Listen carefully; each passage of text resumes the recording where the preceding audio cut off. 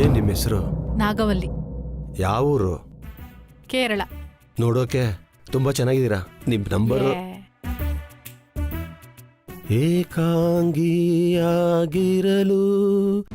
ಕೈ ಹಿಡಿದೆ ಜೊತೆಯಾದೆ.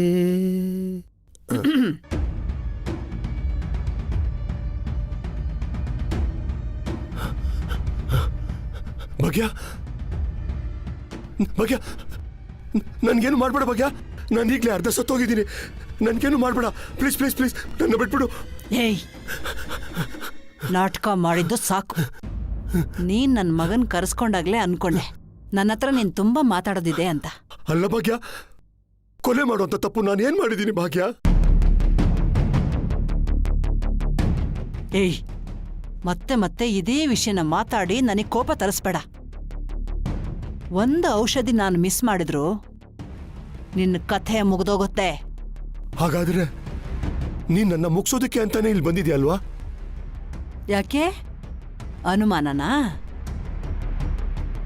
ನೀನಾಗ್ ನೀನೇ ಕರೆದು ಅವಕಾಶ ಕೊಟ್ಟಿರುವಾಗ ಇದನ್ನ ಉಪಯೋಗಿಸ್ಕೊಳ್ದೇ ಇರ್ತೀನಾ?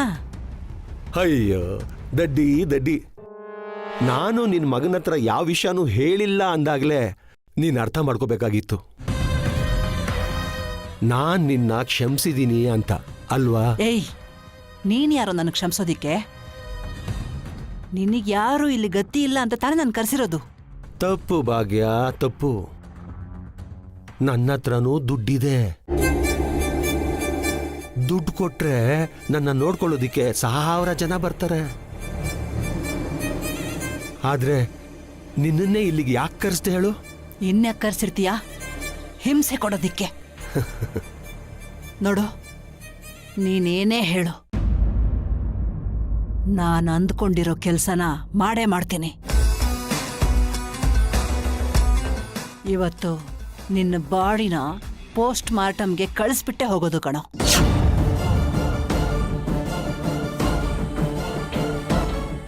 ಇಲ್ಲೇ ಈಗ್ಲೇ ನಿನ್ನ ಮುಗಿಸಿದ್ರು ಯಾರಿಗೂ ಅನುಮಾನ ಬರೋದಿಲ್ಲ. ನಾನ್ ಸಿಕ್ಕಾಕೊಳ್ಳೋದು ಇಲ್ಲ.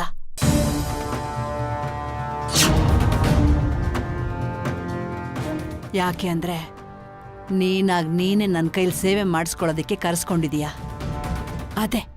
ಅದೇ ನೀನು ಮಾಡಿರೋ ದೊಡ್ಡ ತಪ್ಪು ದೇವರಾಜ. ಇಲ್ಲ ಭಾಗ್ಯ, ಖಂಡಿತ ನೀನ್ ಸಿಕ್ಕಾಕೊಂಡ್ಬಿಡ್ತೀಯ. ಬೇಡ, ಆಮೇಲೆ ನರ್ಕ ಅನ್ಭವಿಸ್ತೀಯ. ಅರ್ಥ ಮಾಡ್ಕೋ. ಯಾಕೆ ಹೇಳು? ನಾನು ನಿನ್ನೆಲ್ಲ ಸೀಕ್ರೆಟ್ಗಳನ್ನ ಫೈಲ್ ಮಾಡಿ ಜೋಪಾನವಾಗಿ ಎತ್ತಿಟ್ಟಿದ್ದೀನಿ.